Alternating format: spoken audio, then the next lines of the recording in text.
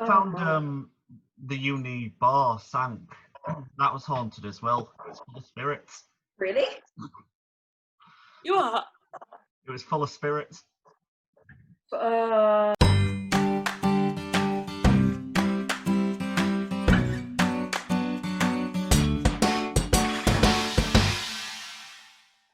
Hi guys, welcome back to Interval Conversations. I'm so glad to be joined today by some of my best friends from university. Just to this side, I have the wonderful Rebecca Sawdon. Down below is Paige Cryer. And just diagonal is Hi. Newell. So girls, how are you all doing?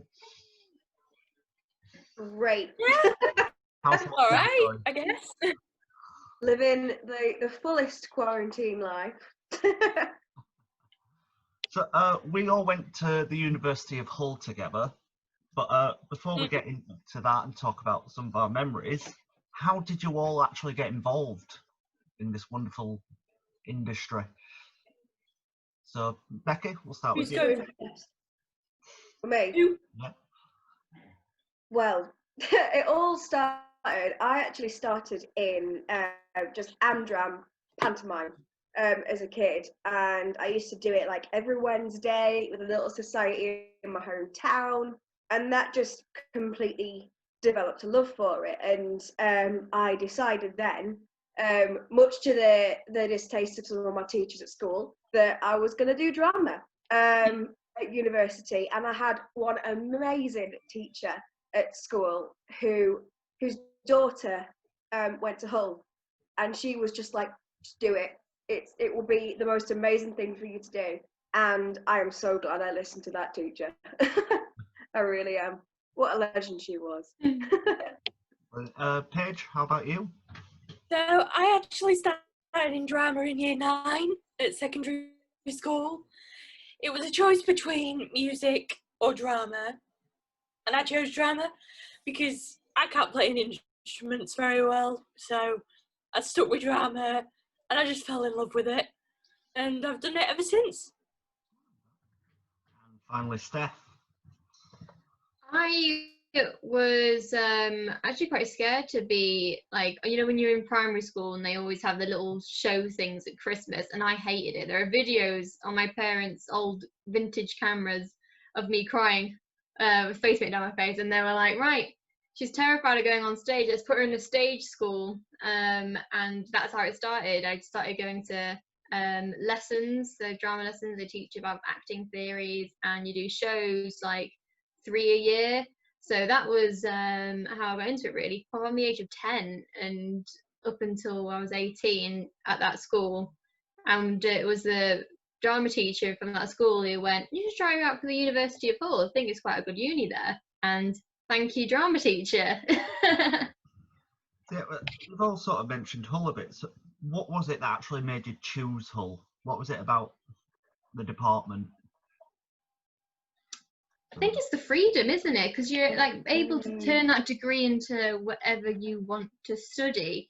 You know, you have the set curriculum, but then you have like so much choice when it comes to other modules. Like I personally specified in Greek and Shakespeare. So if there was a Greek module available, I would take that. And if there were like Shakespeare or mainly stage management as well, because that's my specialism, is stage management and tech, which I would also lean towards. So that's what made the course so great, is that you could literally study what you wanted to study, and oftentimes write about what you wanted to write about, because there are some cases where you could write your own questions, you know, and then from going from A level, when it's the same question for 30 kids about, tell us about what you thought of Wuthering Heights and the character of Heathcliff, you're like, right, okay, but the University of Hull is quite freeing, so that's why I went for it. Yeah.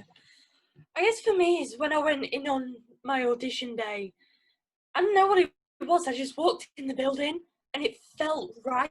It's a It's good like it building, felt, isn't yeah, I just felt like I needed to be there.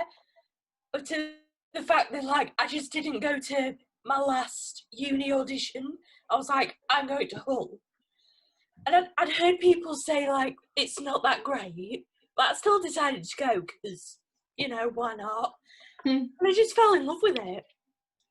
really weird. The And I met people some of my that best say, friends there. "Oh, you cutie pie." I know. The only people I've ever heard say bad things about Hull are people who didn't go. You know, I Yeah. heard all of these stigmas before I went about, oh, don't go there, it smells like fish, or something like that. And it is just not true. Like, the city is lovely. It feels like, it's quite Scandinavian, isn't it? It sort of feels as if you're like in Norway or something, or Denmark, because of all the sort of buildings and the rivers and the water, and it's bloody freezing as well. But I think what pulled me is just like you, Paige, when you walk in and you walk into that theatre building and it is just vast, and Yeah. it is your playground, isn't it? You when you feel go like there you and it's belong. teach you. Yeah. Yeah. And the staff are, I mean, I'm probably biased because I was there for 4 years, but the staff are, oh, I love them. They're Yeah. lovely. But it was just that I walked in, everyone was so nice. I had talked with loads of the lecturers because I'd never studied drama at school. That was never an option for me. So I was absolutely terrified because I'm thinking, oh my God, I'm going into a degree that I've never studied before. And they just I instilled never me knew with, that. yeah, Oh, wow. yeah. It just they instilled me with so much confidence to go in and just try it. And yeah, I think that was the reason. Like, the staff genuinely seemed to care about me from day zero, really. Yeah. Yeah, the staff were really, really great at uni. Shout out to Shout Pavel and out Christian to Billing. Pavel. Christian! Hello, Christian Billing. Yes, that's good. So what did you all specialise in? So Steph, you've already touched upon it, stage management. So like, Yeah. more about that? Yeah, so at University of Hull, there was a module called practical specialism. I don't know what it was That called. was it, yeah. Yeah, but it was something like that, and basically it was split up into it's like 2-3 years ago now. I'm struggling to remember my own name at this point. So yeah, there was stage management, lighting, sound, audio visual, wasn't there? But like that. Yeah, that Kat did. It was kind of like not PowerPoint, but you know what I mean, like Yeah. Projection. Kind of. Projection. thing. projection. PowerPoint. Yeah. That's it. PowerPoint. Projection, PowerPoint, I don't know. And set design as well, and construction where you would build the sets. So it was nice for it to be fully broken down into each department during an actual theatre production team. So I went to stage management where we learned about prop making, you know, help building sets and everything, obviously, but also about running a company. Because when usually we think of stage managers, I didn't think about the actual behind the scenes and in the offices part where you're kind of like running the rest of the show to make sure it's on time. So that's why we learned schedules and risk assessments, and I love myself a risk assessment. And yeah, so there's all this stuff I had no idea what to learn about, but I love it. And that's originally when I went to uni, I was wanted to be a drama teacher. But when I started doing stage management, I found that to be like my niche, because I did it quite a lot throughout the rest of the year. And yeah, love me some stage management. Risk assessment. I'm like the opposite because I don't think I have an organised bone in my body. So that's why we get along, Becky. We're like yin and yang. Opposites. I could not do stage management. Well, I could, but it stressed me out to a point of like almost crying. Like, I've got so much admiration for stage managers because, like, how on earth do you stay calm all the time? You don't. I don't understand it. Internally screaming. I specialised in sonography, which was that sort of practical specialism area, and I literally fell upon that completely by accident because I put down to do stage management actually, and I got my second option, which was sonography, which was, to be honest, back then it was just a word I'd never heard of before, and I was like, yeah, all right, let's give that a whirl. And it was fantastic. We had our own workshop. And what scenography is, it's a fancy word for set design. You build miniature, like cardboard models to scale, and then you can use them as your point of reference when you go and build a full-scale set. I did the more practical version, so I sort of used cardboard and wood and string and glue, whereas some people who were a lot more clever than me did the digital version, and were a lot better at realising than I was, because I was just kind of like, oh yes, paint, to make some kind of crazy design. But I think I ended up specialising really in sort of classical theatre. What I mean by that is kind of range of everything from ancient Greece through to Shakespeare, Renaissance theatre, Molière, all sorts of different playwrights that I won't bore you with. But basically anything that happened over 100 years ago, that was me. I'm quite good at essay writing. I'm a bit of a boffin. And I did sort of really well on those big essays, and went on to do a master's and did more big essays, again on sort of classics and Shakespeare. And I also had a little Shakespeare company in Hull with a few of my friends during my master's, which sprung from productions that we did at the university. So my specialism sort of extended beyond the walls of the building, if that makes sense. Sorry, I've waffled. And how about you, Paige? I specialised in sound design. Ever since like first year, I got in that sound studio, and it was like my own little bubble. I would spend most of my time in that studio. Like I will never forget the amount of hours I spent doing making performance. Yeah. Like the amount of time I spent in that studio. I should have lived there. We should have brought you an airbed in, just bunk you up for the night, and then... That would have been so cool. But my favourite thing about sound was when you could mess about with everything on the computers and just try anything and everything, and you could just save it, or you could delete it, start all over again. But there were so many different ways of recording something, and it just blew my mind. And I was like, I want to do this forever. Do this forever. So yeah, that's really what I specialised in. I didn't branch out much. I did a little bit of costume. My voice. Yeah. She's just hit puberty. You what? Just hit puberty. But yeah, I mainly stuck to sound. Like I did practical specialism with Steph. I was in your group for Christmas Coast Stories. Yeah. Yeah. Oh, I escaped that. Yeah, looking for some. No, what a show that was. Sorry, guys. Yeah. Special I watched lighting, from the sidelines. and we had to cut about 25 lights out of my rig because I was just using everything. We actually ran out of cables and wires. How big was the rig? Oh, God. I used more or less every spare bar I could, as well as side lighting. Jesus. Lads, you just like showing off, it's Nathan. Oh, yeah. No, my proper show off was when we did Dido, and I lit that. He gave me all the new toys, like all the fancy lights, all the moving heads. And they went, go play. I was like, oh.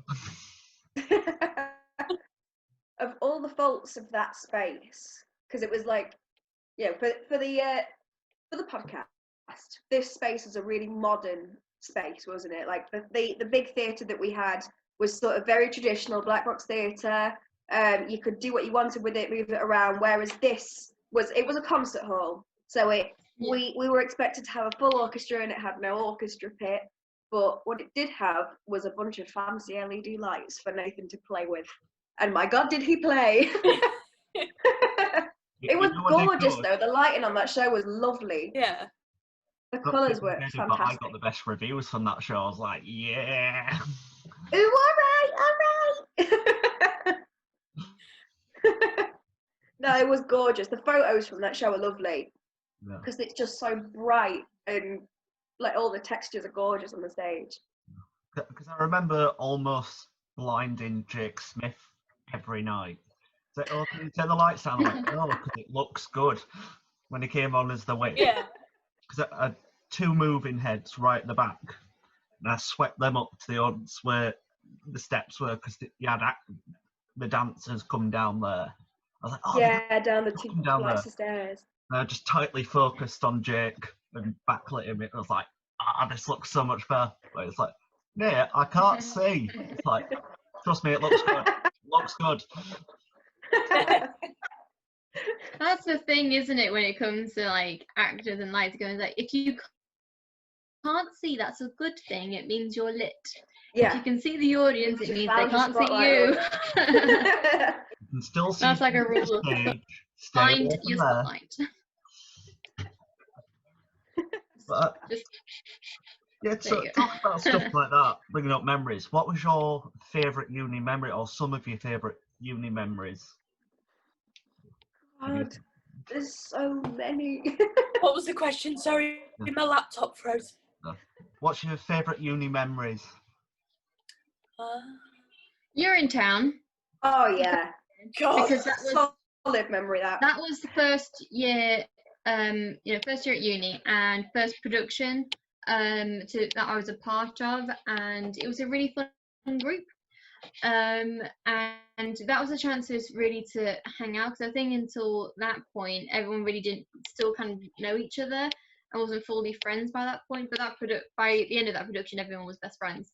the camaraderie in that cast was brilliant. Yeah. Wasn't it? It was insanely good because Yeah. it wasn't just it wasn't just one year. The cast and crew was made up of people from all years, master's students, music students as well.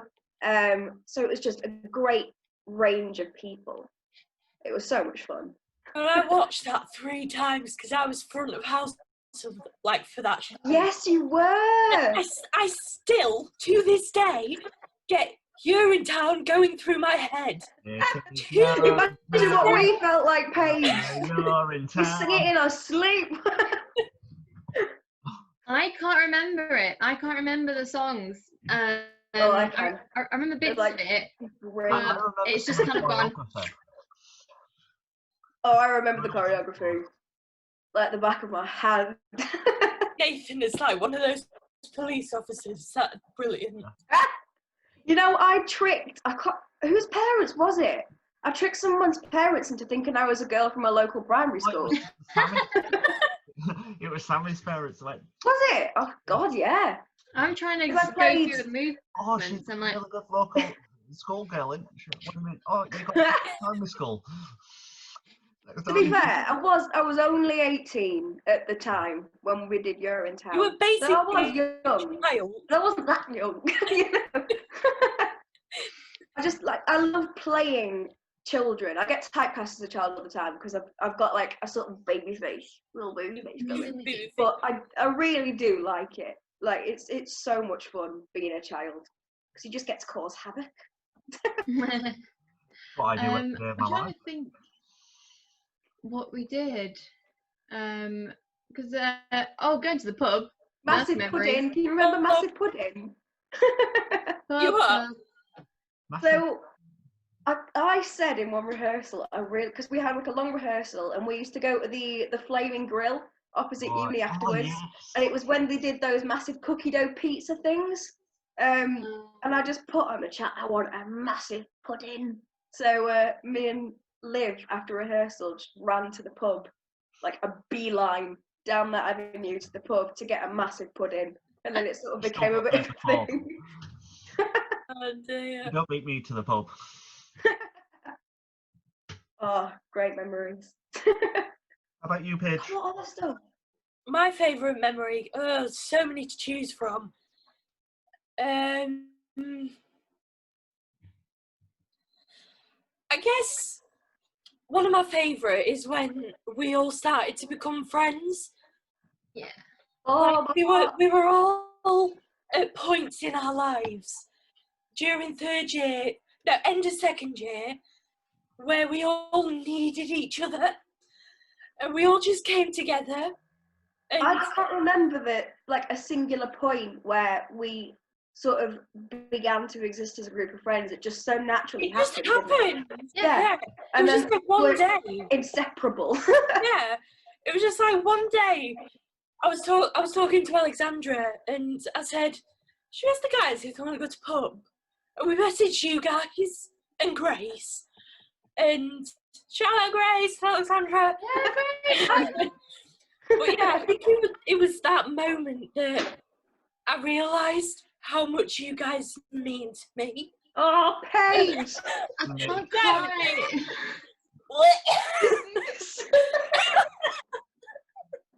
Oh, I love you. Quickly sweet, guys. Got the one with Don't drama expect degree. it. You are. Got the one with drama degree. But yeah, that was just one of my favourite things about uni, is that we all just somehow came together, and we've been pretty inseparable ever since. Yeah, So it's true, Is you it- do make your best friends at uni. you really do. And also, like, it's been so hard since the end of uni for us to get together, like, in the same place. But I don't think that's affected it at all. It feels the same, even though it's over a screen and not in real life. Like, I feel like I could walk into a pub with you lot and it just be exactly how it was 2 years ago. Yeah, Yeah. So it's magic like that, isn't it? yeah. God, all the late nights in the library where we'd be there like all night nearly. That's a memory, Paige. Can you remember when we found the gym equipment? You know, the outdoor gym Yes! equipment? Oh, I still were got in that the video. library so unbelievably late that we just had to go and expend some energy. Because we'd had about 6 energy drinks by this point. We had probably about 500 words to go, but we were like, no, I can't do it. I need to go run. Yeah. We've had, you know, the gym equipment that's outside on that field near the Yeah, gym. it's not there anymore. It's gone. Is it not? No. Oh. Well, Sadly. me and Becky, we went there and we just started playing on this equipment. I've got a video of Becky on it on Snapchat.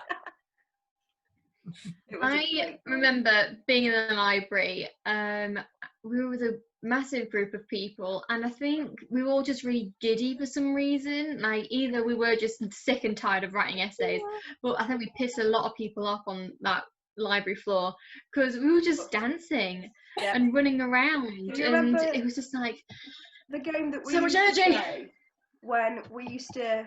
Right, this is going to take some explaining for the podcast, right? So in the library, there are like rows of books. I know. Like, Yes. but the lights are automatic. So at night, what you do is you'd pull a book off really carefully so you wouldn't turn the light off.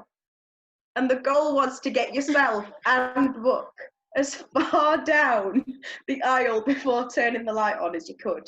And then when the light came on, you dropped the book, and the person who got the book the furthest won. So there was a number of methods. There was the sort of I'm going to sneak method, and then there was just the fucking yeet yourself down the aisle method. Becky was a yeeter. She just went. I think there was a time when I was doing that with Alexandra, but she was on one of the wheelie chairs, and the light came on. I stopped and I accidentally threw her off the chair. I felt so bad. It was really funny at the same time. Sorry, Alexandra. Hide and seek in the library. I used to do that. You what? What? You ever used to play hide and seek in the library? Oh yeah, I've done that. All of us. Like, someone counts, like, go. You can go anywhere in the library. I didn't do anywhere in the library. I did one floor. But obviously, you've got to keep moving. Yeah. and then the lights turn on when you move. I think, yeah, late nights in the library when, you know, everyone else has gone home was usually the funnest because you could be as loud as you want and there's no one else around to care. So it was like, Something about that building, it just drove you insane. It was just like it was just so monotone, wasn't it? It was just so officey and square, and yeah. the like artificial light. It just triggered something in everyone that was in there. Like, I could not concentrate in the library at all. Yeah. That's what I did notice a difference, and like just thinking about it now, like how the drama people in the middle, so in each floor of the library there'll be around the edges there'll be desks with computers, and then it'll be the shelves, and in the middle will be like little islands of just round tables. The drama people used to sit on the round tables where we could like talk to each other, whereas everyone else was so separated, not wanting to talk to each other. Like, When it got to like crunch time, dissertation time, I had to like literally drag myself from those tables and go and isolate myself in a queue because I was like, I have to finish this. I would find myself one of the sofas that had a little charging station, Yeah. so I could plug my laptop in. I sat on the little sofa, and I could feel myself doing that over time, just slouching until I was on my back, like. Dissertation. One thing I used to do when because most of the time I could not work in the library, I was just running about, you know, like, so I just used to go to the drama department. So I knew when the theatre was empty. Obviously, we had that booking system. So I just used to sit in the theatre, get an extension lead, just sit looking at the theatre. I was like, this is good. This is very. I couldn't do that. I swear it's haunted. I couldn't be in there myself. Oh my god, that building's so creepy. Right. Me and Finn Walker were in there one night, and we had literally, it was quite late. I think it was like midnight when you could still stay in there until midnight. And we just turned all the lights off, and there was one light that was on. I don't think it was the ghost light, but there was one light that was just on, and we were like, how? And we were like trying to work out where it was on. And we were there for a good 10-15 minutes, and then all Finn did was point at the light, and it went. And we were like, leave! Get out! And then I never went in that room on my own again. That entire campus is haunted, especially Taylor Court. Oh, My god. like when me and Alexandra used to live in Bransburton House, one of the buildings, me, Alexandra, and a couple of our other like housemates, we were in Alexandra's room. We were just watching a film, and out of nowhere, Alexandra's door just opens and then shuts. Now you know how heavy those doors are. So someone said, "Oh, it's just the wind." How was it fucking wind? So we were terrified to leave that room. Found the uni bar sank. That was haunted as well. It's full of spirits. Really? You are? It was full of spirits. That was terrible. Terrible. Edit that out. Thank you for the podcast, everybody. Yeah, see you later. Yeah, bye. Cancelled now. Goodbye. I'm joking, Nathan. You're really funny. No. Yeah, that's nice. Mute and stop video.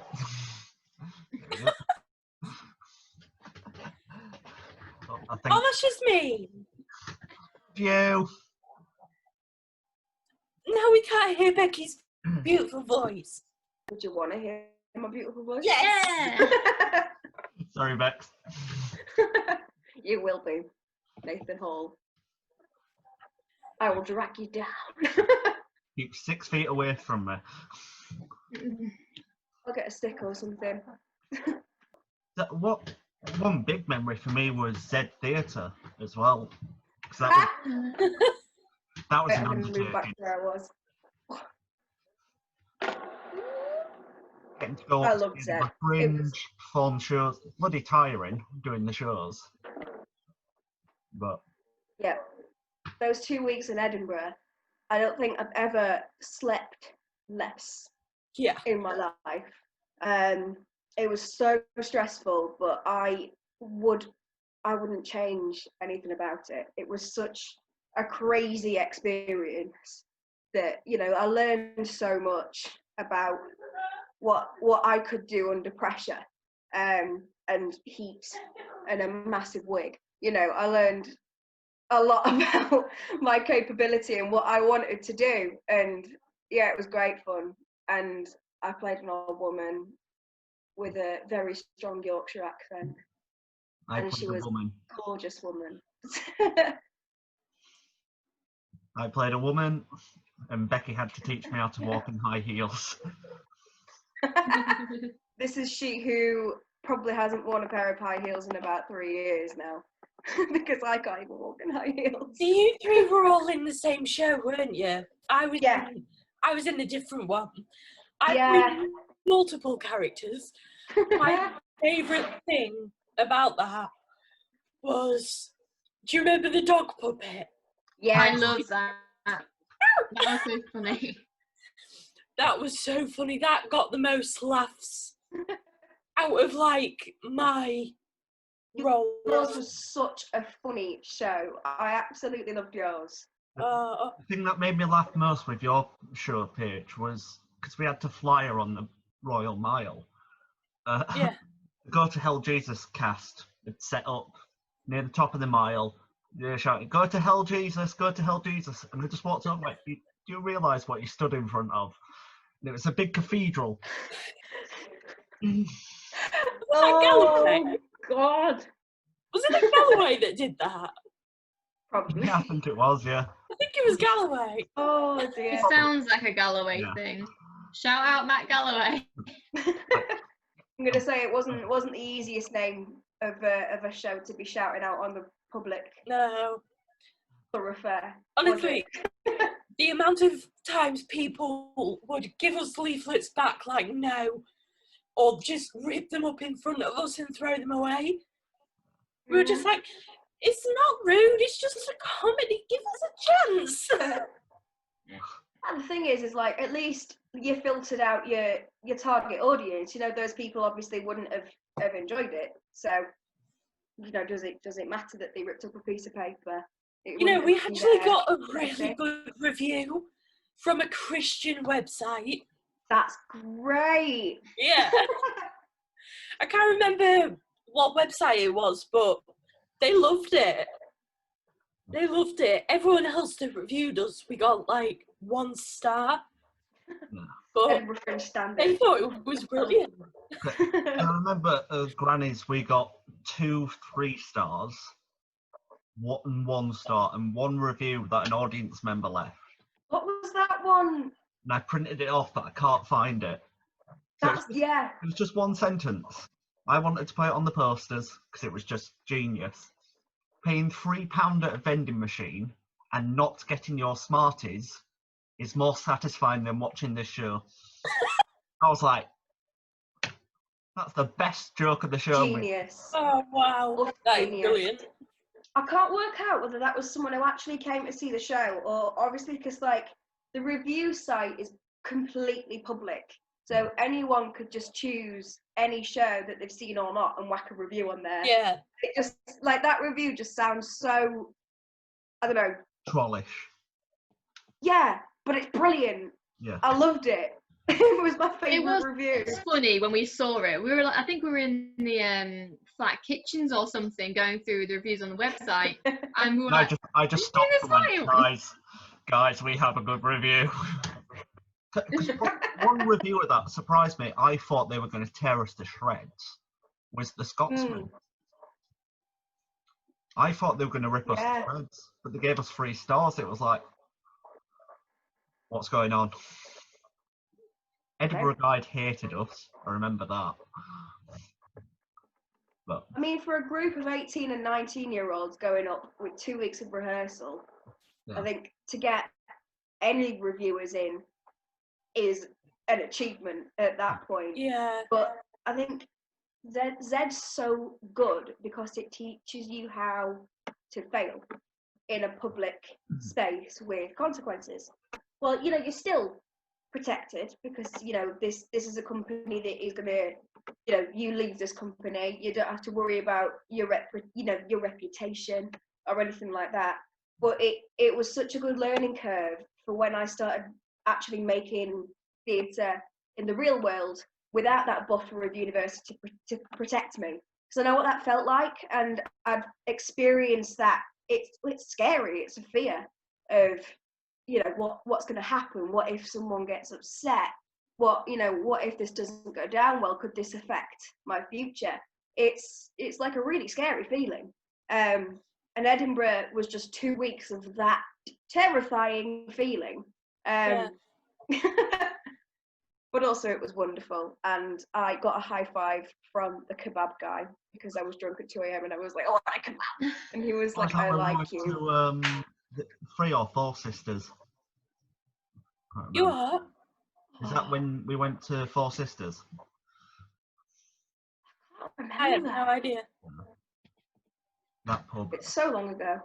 I can just remember my Tom getting hammered that night. That's one of my weirdest memories of Edinburgh. Oh my God. I will not go into that on here. I'll preserve his dignity, but I could have murdered him that night. Tell us afterwards. His heart's still beating, don't worry. Yeah, I just have one last question. So obviously it's quite trying times at the moment for theatre and stuff, but I like to keep optimistic. So what advice do you have for people wanting to get into this industry? So, Becky, we'll start with you. I would say one word is patience. There are things out there. You really do have to look. And I worked for a gorgeous little theatre company when I finished my masters, but it was just, I was going through a bit of a rough time at that point. I had to take a break from doing theatre and from teaching because I'd just fallen out of love with it. And I sort of really struggled actually when I finished. And now I've just taken a little break from theatre and I'm working in finance at the minute. But what that's allowed me to do is it's allowed me to get involved in projects with people like you, Nathan, and like people at university who I've worked with before who I really care about. And it's those projects that are really special because, you know, you might not make a ton of money on them, but, you know, I do theatre for the love of doing theatre. And I think once you start losing sight of the love of it and you start going for the money of, you know, the money of it, the remuneration, inside joke, then you lose the spark. And that's what I did. I was going for the climb, going for trying to work in the theatre industry, and I just completely lost my love for it. And thank goodness, just taking that little step back, it's, you know, I found it again. Obviously right now theatre is pretty non-existent in terms of going into a physical space, watching a show, putting on a play in a physical space, but audio drama has become such a huge thing. I'm doing some audio stuff with Nathan. One of my friends who Nathan spoke to, when did you talk to Jake? Jake Smith, yeah. That episode went out yesterday, time of recording. Yeah. Jake's written an audio play called Patience, and Jake's an amazing writer, and I couldn't get involved in that, unfortunately, but that was an absolutely brilliant production done by volunteer actors, and just released into the public sphere. And the joy that Jake got and that we got from listening to that was just absolutely phenomenal. So don't go into theatre for the big stars and flashing lights, because they're not all they're cracked up to be. Go in it for the friendships and the love of it. There you go. Pulled my heart out for you. Bit of optimism for you there. Was that good enough? That was brilliant. How about you, Paige? Don't be afraid of failure, because you're going to get no's. like a lot, probably more than you're going to get a yes. But that no is for a reason, because you are meant for something else in the industry. So, like, I didn't act much at uni. I went to a few auditions. I wasn't lucky. But then I found my love for sound design. And I've done radio training. So it's just, if you fail at one thing, it just means you're meant to do another. So don't be afraid of doing something and failing and then giving up. Don't do that. Try again, but with something different. Sorry. She's choking up. Quietly.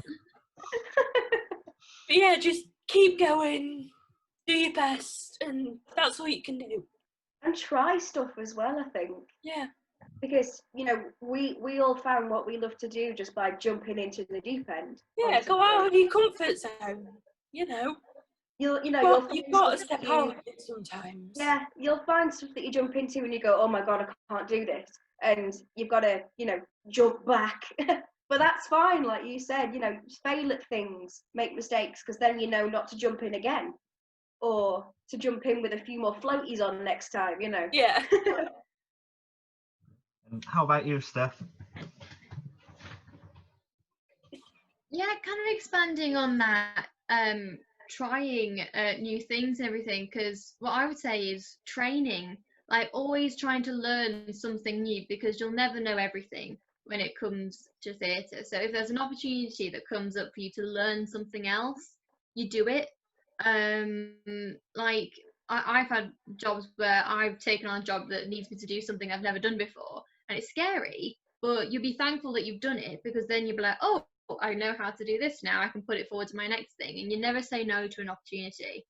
And yeah, sometimes if you're a freelancer, you've got to apply for like 50 jobs in order to get a few responses back, and it can be like quite upsetting if you are sending off your CV to so many places and not even getting a response of we received your CV or thank you, but next time, just nothing.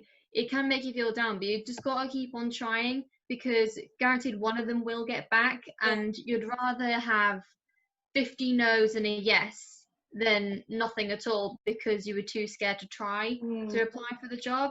And sometimes if you're lucky and you apply for the job and you don't get it that time, they'll tell you why, and then you can be like, okay, cool, they said I need to work on this, I'm going to try and find a program that'll let me do it, or I'm going to go for a job that maybe will teach me to do that. Yeah. And you can improve yourself.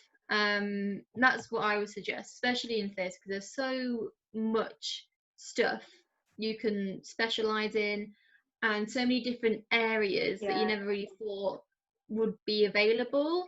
You know, like I started off wanting to be a drama teacher. I didn't even think about working backstage, and now, you know, through opportunities and, you know, taking them as they come, I've got to where I am. So that wouldn't have happened if I only stuck to my direction. Yeah. If I hadn't tried anything, I wouldn't be where I am. So that's what I would say. Yeah, that's the same as what's happened to me, really, because I came to uni just sort of being like, I like acting a bit. Yeah, I've me done acting. too. Yeah. You know, this is a thing that maybe I want to do. And then I discovered pretty quickly, this is kind of the story of most drama students, I discovered pretty quickly that I don't want to do that. And I went through a bit of a stage, multiple stages actually, of being like, oh my God, what do you want to do? You know, feeling like you don't particularly belong anywhere. But I think don't underestimate your learning power. You know, your ability to try new avenues and to learn things, because you are absolutely capable of learning everything you set out to do if you want to do it. And what I found is that in theatre, rather than me going down a sort of commercial theatre route, my route now is through academia. You know, I want to continue study rather than going for jobs in theatre right now. That's what I want, and that is something that I would never have thought I was capable of at 18. You know, no chance. I didn't think I could get the grades I got on my degrees. I never thought I could do a master's degree, and I did it, and I've got it. You know, oh thanks, pat on the back. But you know, you are like, people are very capable of doing stuff, and it can be really hard when you get the no's and you get the bad grades, or you know, you get the teachers or tutors that you don't get along with, because it can make you feel like you don't belong or that you're failing, but you're not. You've just not fallen upon that little special thing yet. And you know, you will fall on it, and it might hurt. In the form of you know, 10,000 word essays. I think Becky just had a Vietnam flashback then. So, yep, that's been some absolutely brilliant advice. Thank you so much for joining me today. It's been a pleasure. Thank you for having me. Cheers, Nay. It's been fab. And thank you guys for tuning in to another episode.